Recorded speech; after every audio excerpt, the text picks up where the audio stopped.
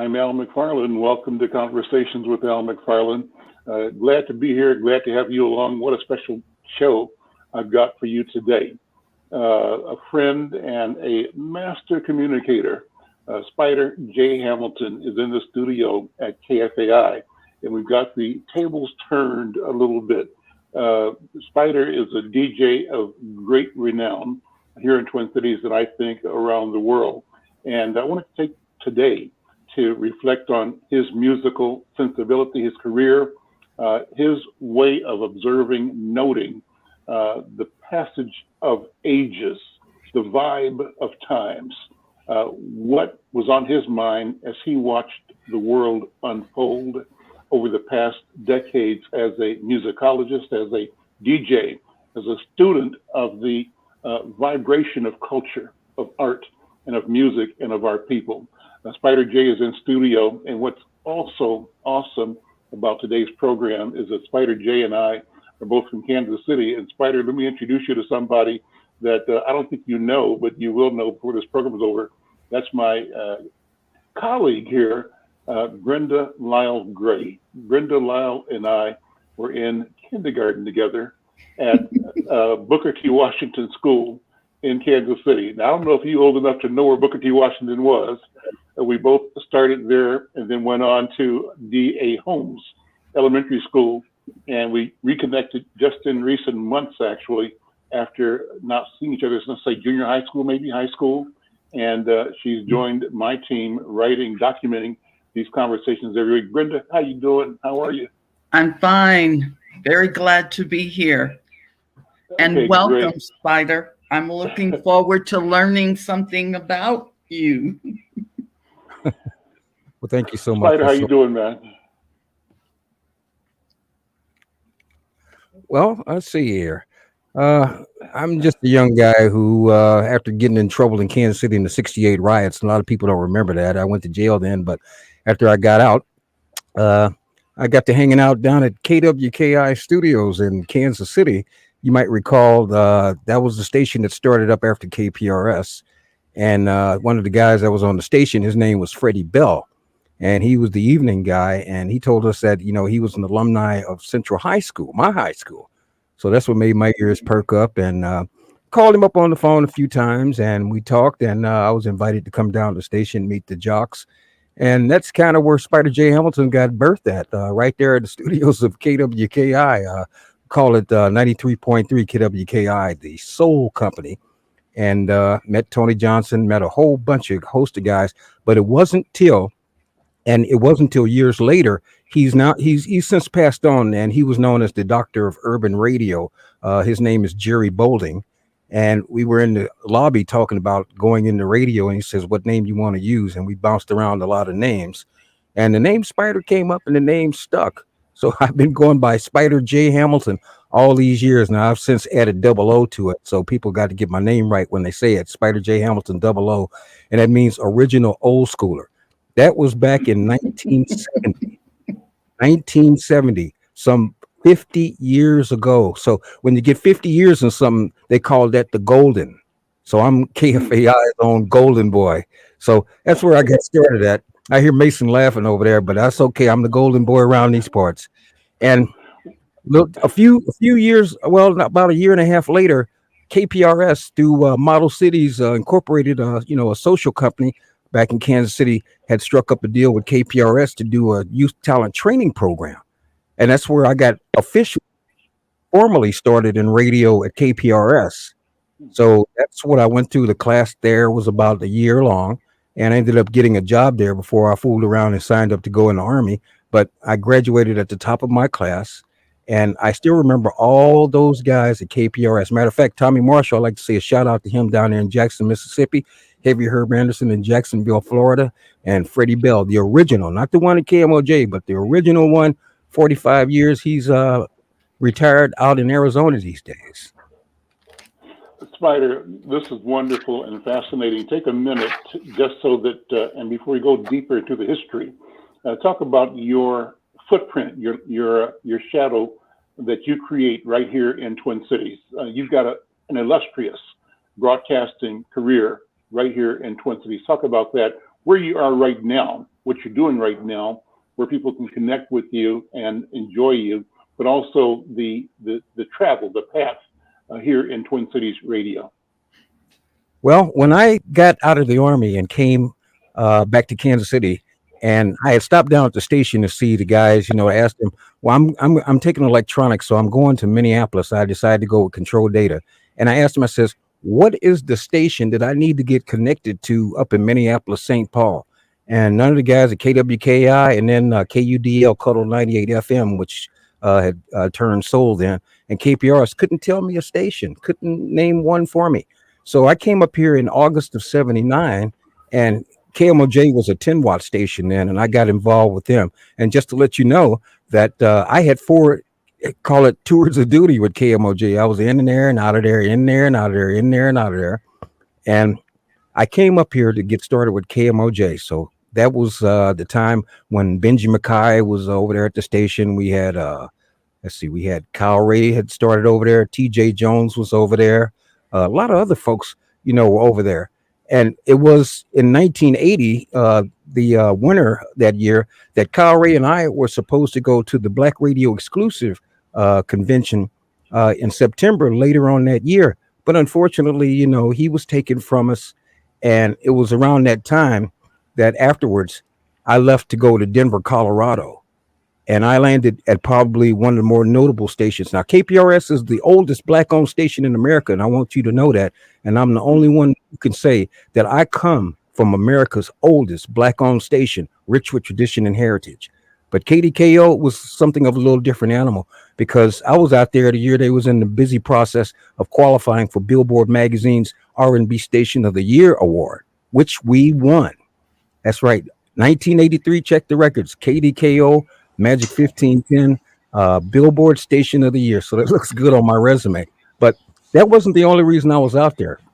I had came back because before I left, Pete Rhodes, you might know who he is. He's the guy who produced Minnesota Black Music Awards, was starting up a cable station back here in Minneapolis. This was 1984.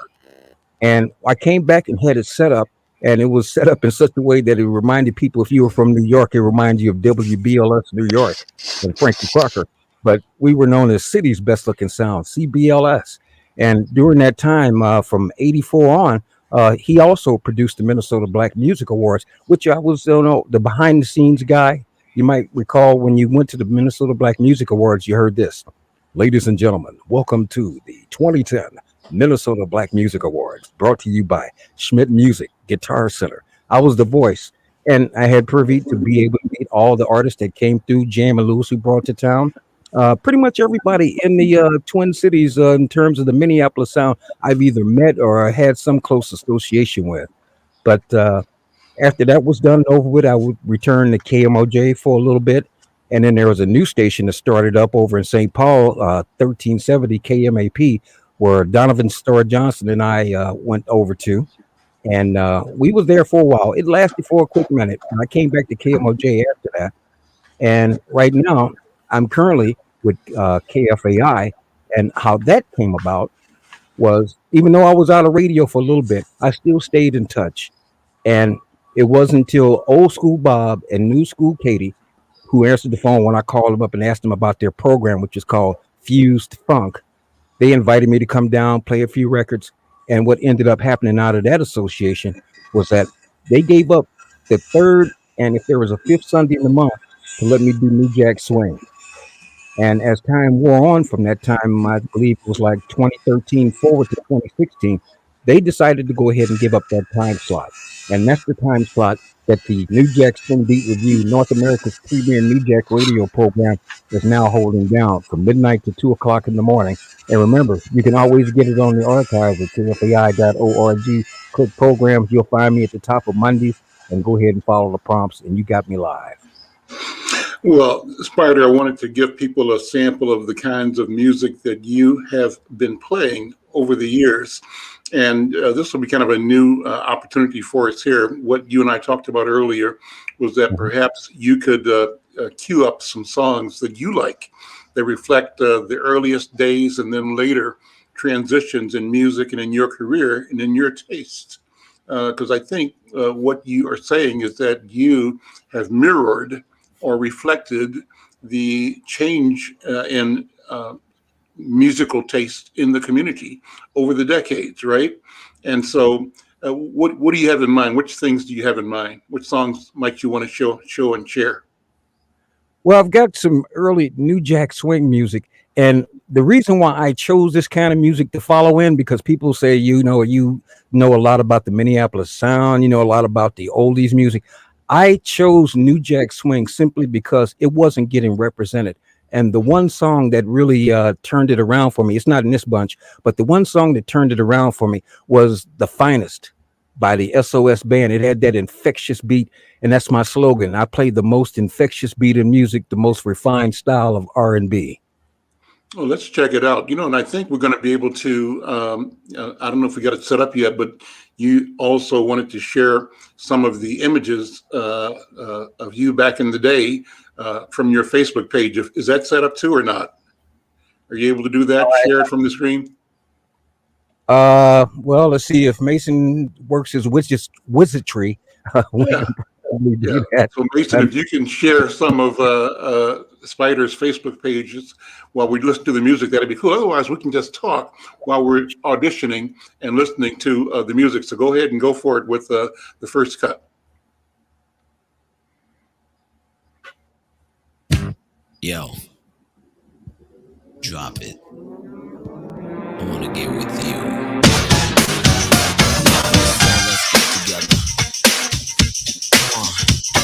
So let's get together. Come on, come on. So let's get together. Come on, come on. Gotta get with you. Come on, come on, come on. I wanna get with you, 'cause you got a lot. You shown up kicking, you looking hot. I wanna get with you if we got the time.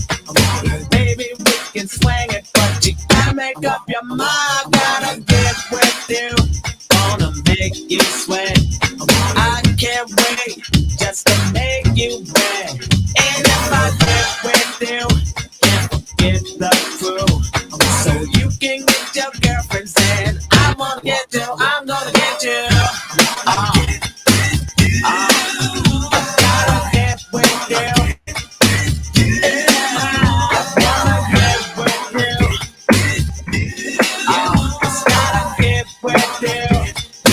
I wanna get with you. Yo, I wanna get with you. Tell me, is that much to ask for? Nothing more than a spare minute. I got time if you wanna get with it. Whatever you want, I'll get it. I got cash, now help me spin it. Don't worry if you're broke, I'll fix it. Like a flight, then blow you up wicked. Got the ingredients you need me to mix it. So baby, let me go to work. I'll show you how I go work. Have the whole thing sold up like a shirt. Give me a chance to show you. Spend some time, I need time to know you. After that, we're in like the New Jack Swing. Until it's through, I wanna get with you. I want you. Yeah, I want you. I wanna get with you. I wanna get with you. I don't know if we can talk over this or not. Spider, can you hear me? Yeah, I can hear you. Yeah, that's cool. Talk about that music. I envy the DJs because you, all of you, come alive when the beat starts. I mean, I'm old school, just sitting there with a smile, and that's as much as I can bring to it. But you got live real quick when the beat started. That's amazing. That's a gift. But talk about that song and talk about New Jack. Tell me more about it, what it means. Well, New Jack Swing, according to what I understand from Teddy Riley, is just a mixture of everything. The music, I'll put it in the words of BBD. The music is mentally hip hop, smoothed out on the R&B tip with a pop feel appeal to it, and that covers a lot of bases. It has the most infectious beat in music, and it is the most refined style of R&B. And I'll put that up against hip hop, trap, house, all of it, because it has a steady beat and it has that swing to it. You know, it don't mean a thing if you ain't got that New Jack Swing. So music right there, that is pretty much the most refined style of R&B music that I can think of right now. Because as R&B music has gone over the years, it's gone from live music to synthesizers, it's gone from singing to DAWs, and there's no breakdowns, no bridges. Remember when James Brown used to say, "Take it to the bridge"? Well, do you hear any bridges in today's music? Any breakdowns? The part of the song when you was on the dance floor, you save your best steps for. You don't hear that sort of music in the music business anymore, do you? Well, I'm impressed by the detail that you pay to this music, the attention that you give it, and how you really get way into it. That's a wonderful thing. Well, What else are you going to treat us to? Go ahead. Well, one of the things about Pete Rose and the Minnesota Black Music Awards is that he highlighted a lot of music that shared a little bit of swing with New Jack Swing. I'm talking about the Minneapolis sound. When you think of like people like Jesse Johnson, T.C. Ellis, Sue Ann Carwell, Tamara and the Scene, and some of that stuff that even the time did, it had that swing element into it, involved with it. Matter of fact, if you look at New Jack Swing on Wikipedia, you'll find that Jam and Lewis was responsible for even getting it started, even before Teddy Riley. Now, there's guys out there, like Paul Lawrence, a good friend of mine, who was into that when he worked with Lilo Thomas and Evelyn Champagne King, along with other folks. But that swing beat was out there. That's when R&B was changing from the 60s, from the 70s into the 80s. And you're reminded of that when you listen to old tapes of Frankie Crocker and WBLS when he says, the sound of the 80s. And R&B was changing in that form where it was more swing. It wasn't the old style, and there's nothing wrong with that. It's just that this style had picked up with a little bit more bass beat, a little bit more swing to it. And as far as the Black Music Awards is concerned, that got showcased year in and year out. That became one of the most world famous music awards programs of its time when it happened from 1984 to 2011. I believe Thornton Jones hosted or was the voice of the last one, but I was the voice of 2010. And for what Minneapolis gave New Jack Swing is that you could come here at a time when they called it the Third Coast, and could come here, cut a demo, and get a contract. You didn't have to play no dates because there wasn't too many places you could play around town. So you come here and cut a real tight demo, you got a contract. That's the reason why it was called the Third Coast here, because Minneapolis was hot at that time, and I'm hoping for it to get hot again. But remember, there's only one style of music, one kind of music that made the Minneapolis sound. It ain't nothing else. People want to throw it in that basket, but no, Minneapolis sound. Everybody knows it's Prince, Andre Simone. We can go on with Tomorrow in the Scene. And like this right here, I don't know if you can see this, but bring it closer to the camera. Yeah, it says, with our sincere love and appreciation for your work and dedication given to KMOJ. Well, this isn't important as the name that's on it. And the name that's on it is Bernadette Anderson. Does anybody, who Bernadette Anderson is? She lived a block from me, from where I live right now. I'm looking at my front window. I can see her house pretty much. Yeah, well, a lot of people outside of Minneapolis, St. Paul don't know that Bernadette Anderson was Andre Simone's mom, which him and Prince practiced down in the basement. That's how knit this community was back then. You had Andre Simone's mom serving on the board of directors of KMOJ where I worked at. Can you believe that? Jimmy Jam's father, Cornbread, used to come down to KMOJ a few times. Matter of fact, when I wasn't driving, he used to give me rides home. So that's a small knit community of what this Minneapolis sound is sprouted out from. But the Minnesota Black Music Awards, it showcased our best at a time when we was on the rise, and it's kind of fallen off since then. And we're hoping that other groups can go ahead and pick up that 2.0 on it, like Maserati. We also have groups like Mint Condition, who's, from what I've read, that they're one of the few really live bands that actually play live these days. Can you believe that? Mint Condition is still holding the mantle for the Minneapolis sound. Well, Mint Condition is absolutely phenomenal. a beautiful and I think eternal sound. Stokely and the crew, phenomenal and great representation, not only of our city, but of our time, of the times. Still doing music that's conscious and also lovers music, right? In the great tradition of soul and R&B and incorporating all of those elements that you've been describing, I think. Let's talk about a couple of things. One, you mentioned that artists would come to Minnesota because of the renown created by Prince and Jam and Lewis and bands like The Time and Maserati and others coming out of here, Alexander O'Neill. Yes. And so that created a synergy worldwide.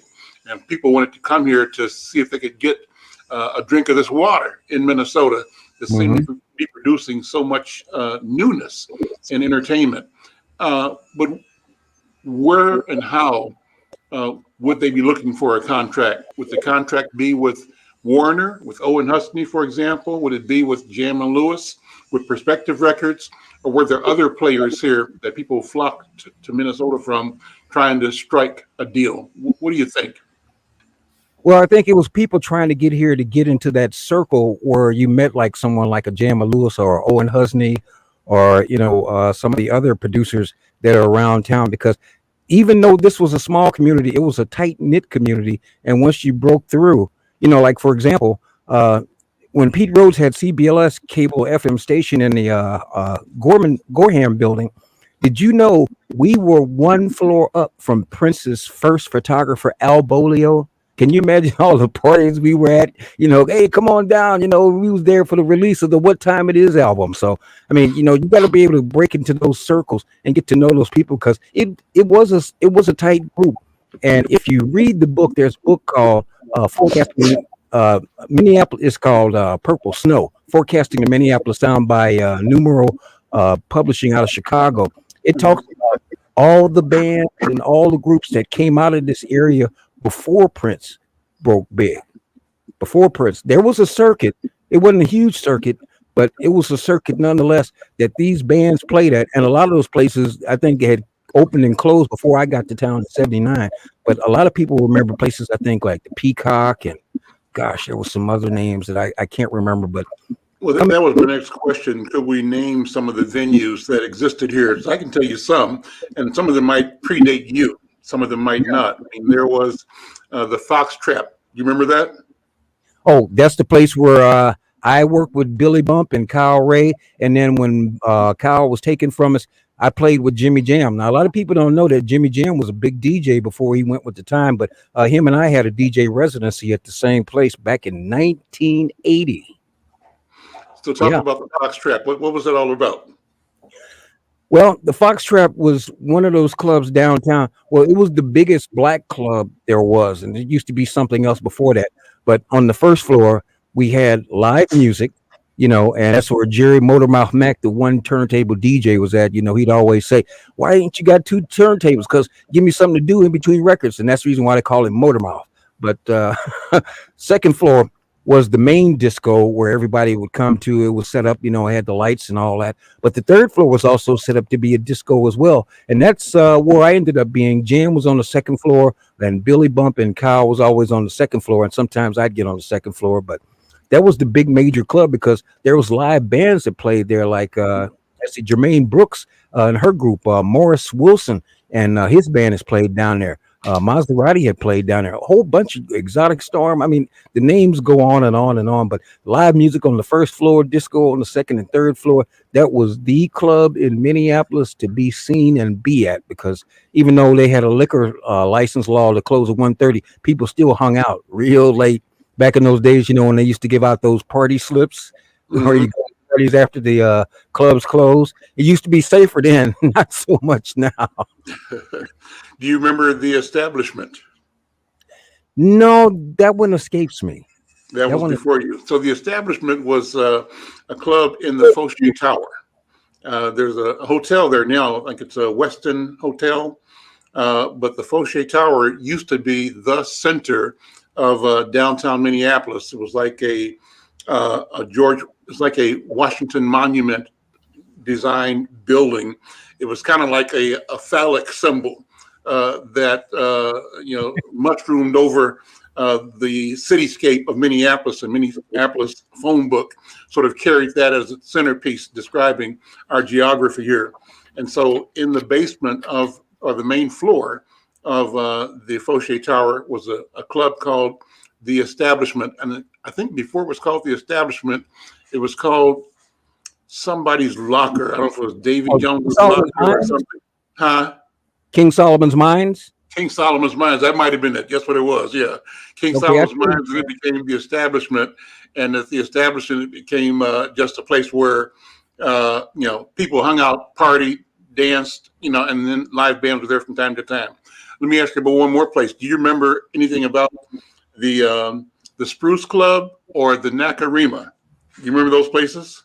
Oh, yeah. Now, the Spruce Club I used to go to, Nakarima, I hung out as well. I remember Alexander O'Neill used to stop down there a lot and play a lot because, the Nakarima was really a neighborhood program. I mean, a neighborhood club that, people, the older folks would hang out at. And so we didn't have all that younger stuff.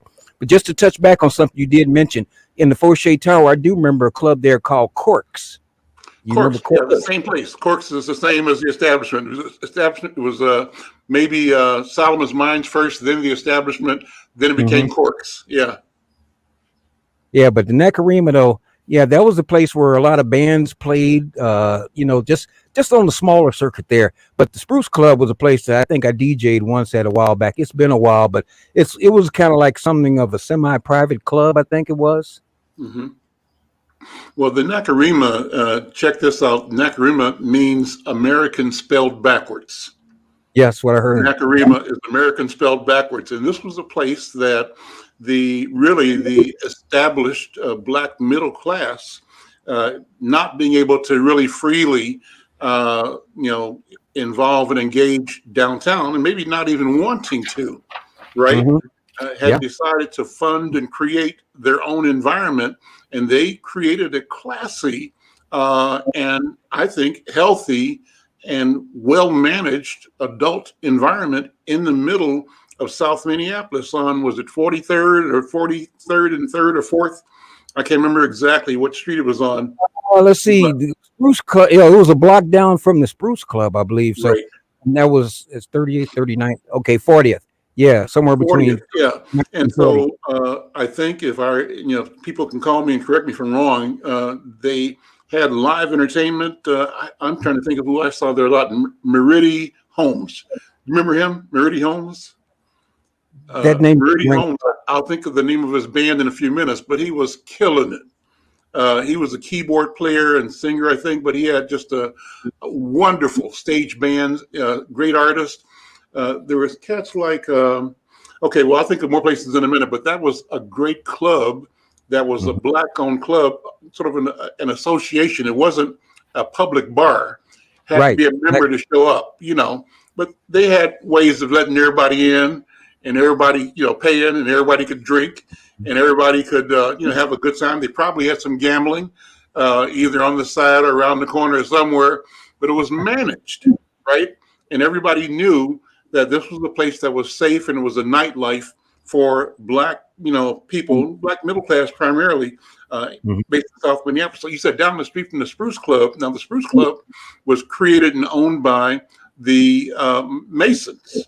That's right. So the Masonic Prince Hall Masons owned the Spruce Club as their place to do business, right, and to socialize and to be a membership only bottle club. They called it, I think. But a lot of live music there, and like you said, you DJ'd there. But those were both great assets for our community. What do you think? Well, we can't leave out the Cato's either over north, and that's another place that I used to go and be at.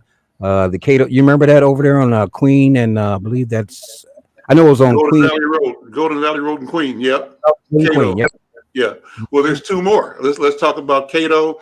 Also, the Elks Club on Plymouth Avenue. Had live music from time to time, but certainly had a great bar, and just patronage in their basement, and a great food upstairs. So they had a daily uh, well-established food business, and the cooks there were legendary. And people showed up for business meetings, community meetings, and they sponsored drum and bugle corps groups in the community. So they were actively involved with the Elks and the women's group of the Elks. I can't, the Daughters of Isis, I think, was their name, but very prominent, very, I think, powerful and committed to the social and economic development of the community. I didn't mention the Cozy Bar. You remember that? I heard the it. Cozy Bar was open? I never had a chance. Nope, didn't make it there. Okay, so the Cozy Bar was the bar that was created and owned and run by Jimmy Fuller. And Jimmy Fuller was like the OG of the entertainment field in Twin Cities.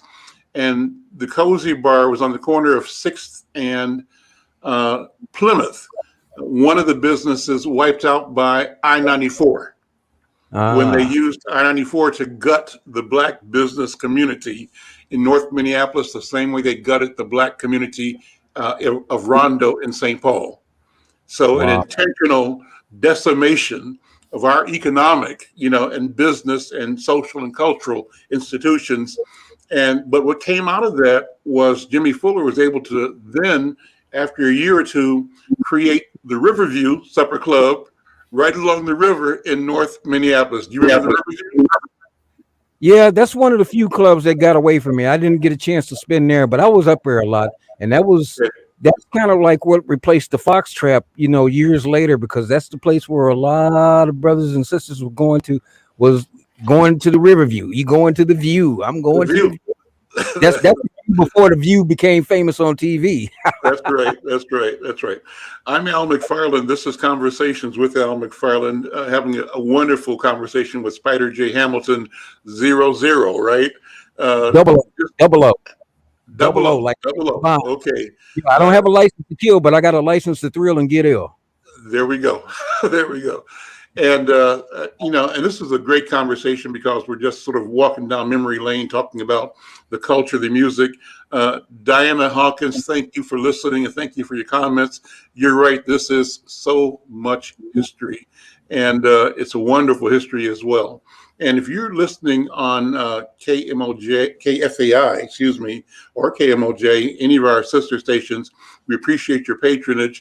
If you're watching this on social media, on Facebook, the Insight Facebook page or the Al McFarlane Facebook page, we appreciate you being here. We want you to like it and share it, make some comments. You could be watching this anywhere in the country through the Facebook page of the Black Press of America, Black Press USA. And we are proud to be partners with National Newspaper Publishers Association, presenting this program every day on Black Press USA. And so, Spider, these clubs, the Spruce Club, the Nakarima, the Cozy Bar, the Riverview, the Elks on Plymouth Avenue, the Golden Valley Club, Cato's on Golden Valley, all provided valuable, outlets for our creative expression. There was also a club on 13th and Nicollet, I think, or First Avenue. I can't remember the name of it right now. Do you remember that? Huh? I remember hearing something called The Flame.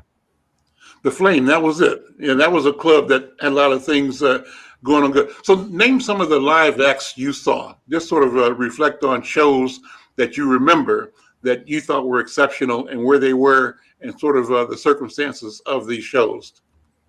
Well, most of the shows that I saw then, because I wasn't going out that much, ones that I saw then was the national acts that few and far between came here. But I believe, let's see, gosh, I don't want to be lying or anything, but I know there was some bands that I saw, and because I was a DJ, like for example, Cameo, I was at a Cameo show that came here. As a matter of fact, you might find on my Facebook page, I got a picture with me and Philly Leonard. You might remember Philly Leonard, the guy who's peeking through your bedroom. That's his line. But no, I went to a program with him. And I remember I think it was a Grandmaster Flash and Furious 5 at Mary Jane's. People don't remember that 26th and 26th Avenue. It was called Mary Jane's. It was called something else too, but that was another. Duffy's, was it? Yeah, it Yeah. was definitely to change Yeah. to Mary Jane's or something like that. Mhm. So yeah, uh, I didn't see that. Like I said, I didn't see that many bands because I was kind of into DJing a lot.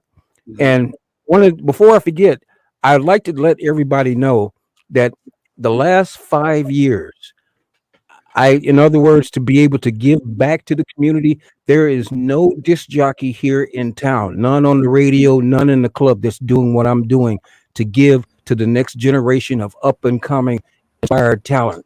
And what I do is I give away a DJ scholarship valued as a full ride 12-week class at Slam Academy. And that's been happening the last 5 years.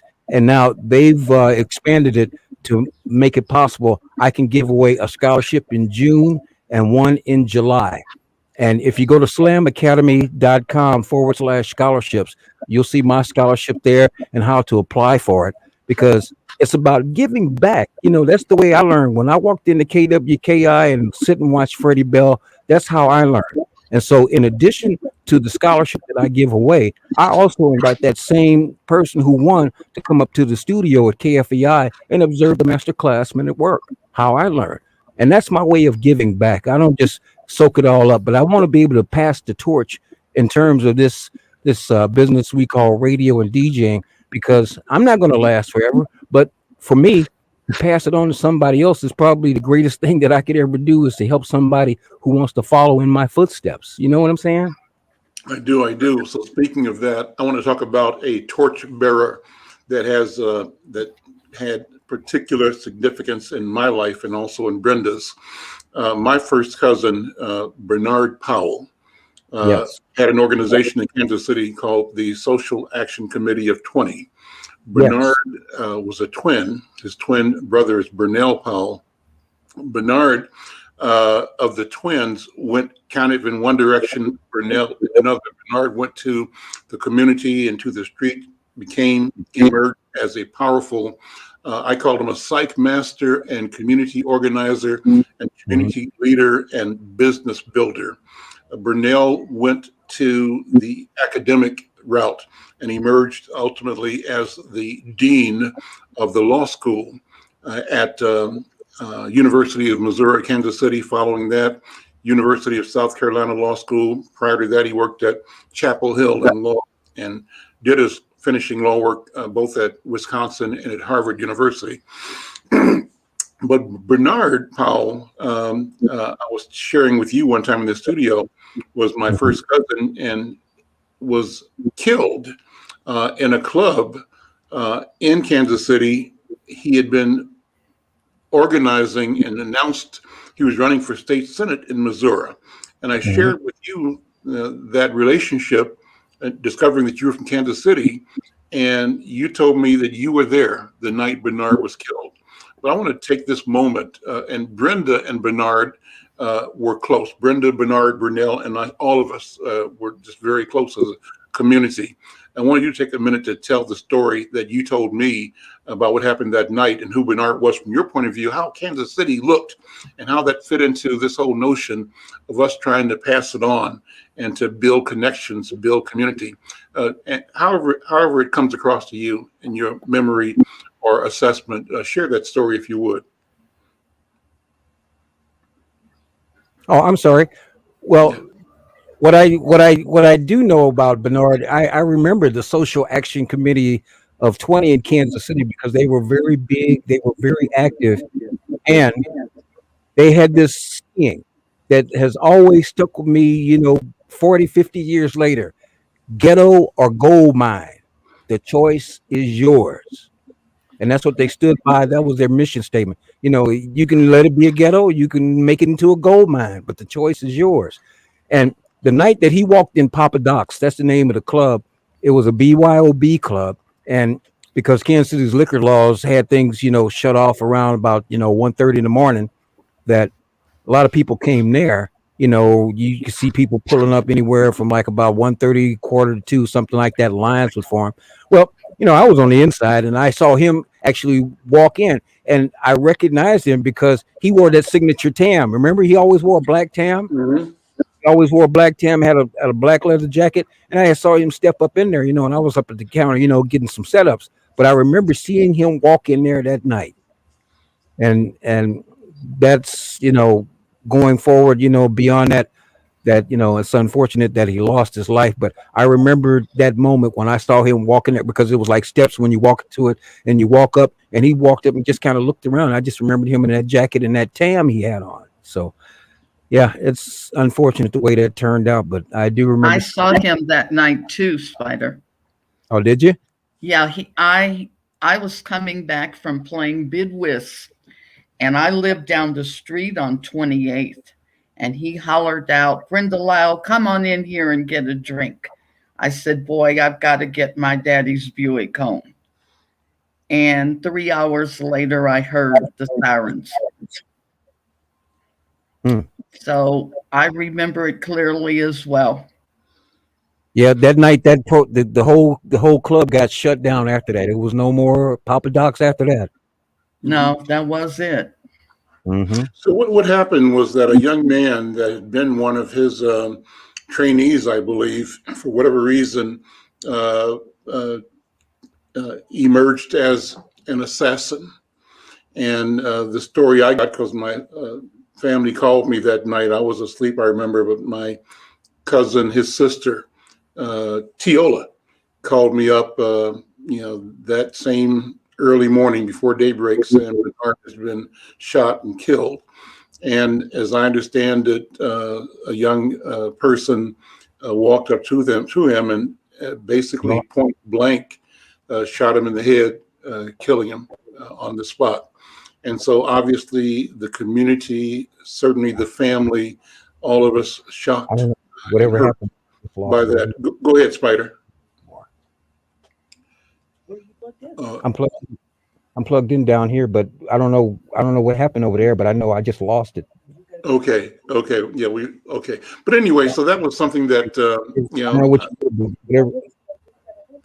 something that Oh, Brenda and I talk about from time to time, just the growing up in Kansas City and the experience of how leadership emerges in community.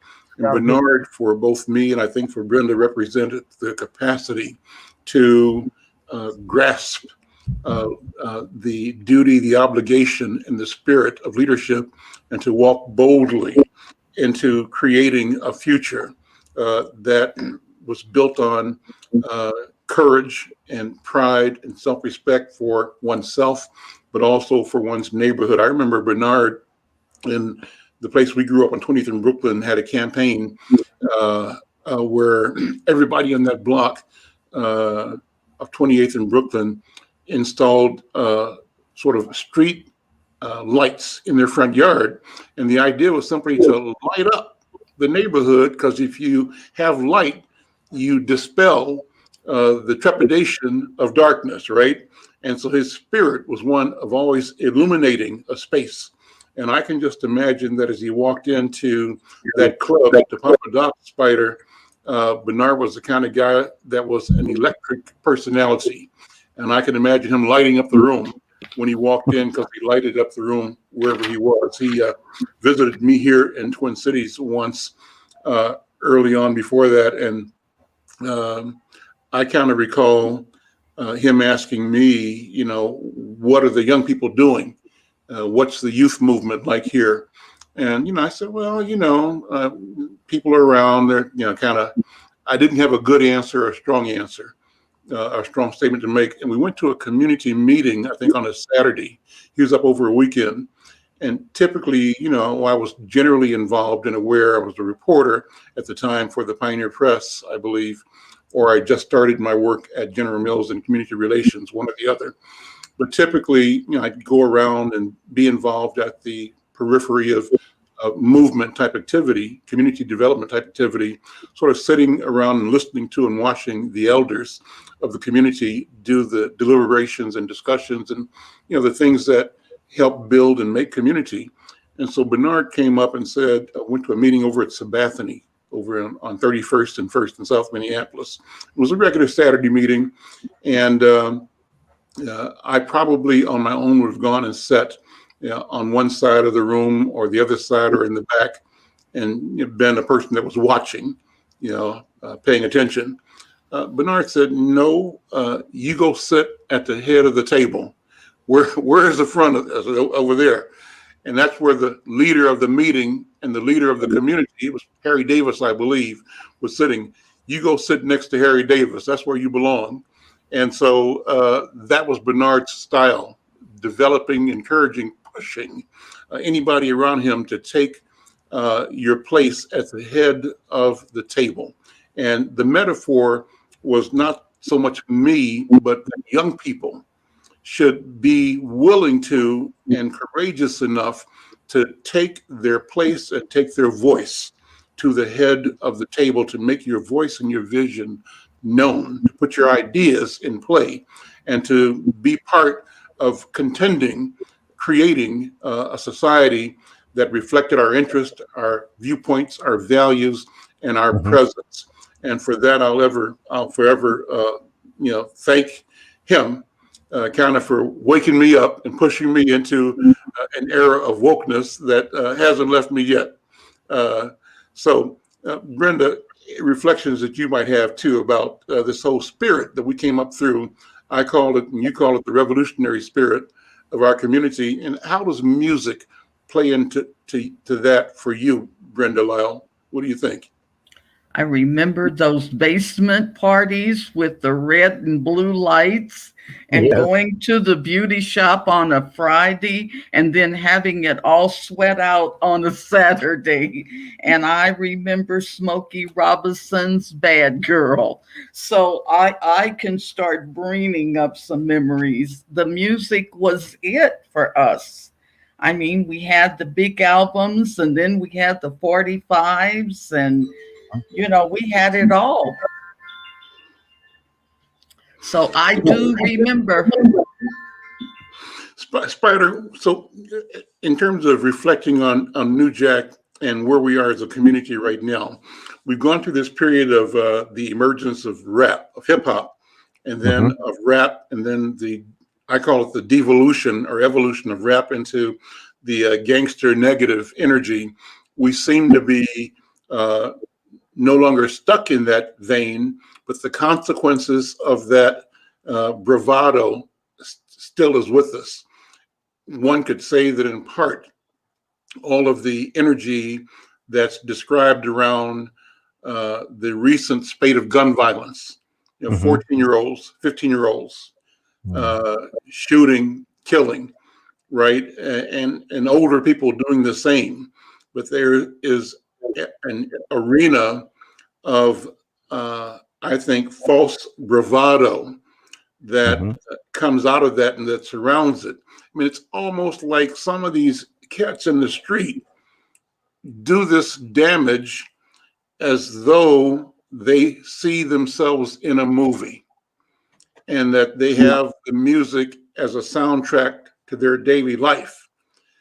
I think that's disinformation, it's misinformation, and it's an abuse of the art. But it's what it is. That's my take. That's Al McFarlane, and I'm no expert. I'm just saying what it looks like to me. Spider, what do you think? How does music affect the mood and the activity that we allow ourselves to both experience and do in community today? And beyond that, what do we do with a spirit of intentionality to support the creativity, the ability to be creative, and that ability for creativity to sustain and support life and fulfillment for our people? What do you think, Brother DJ?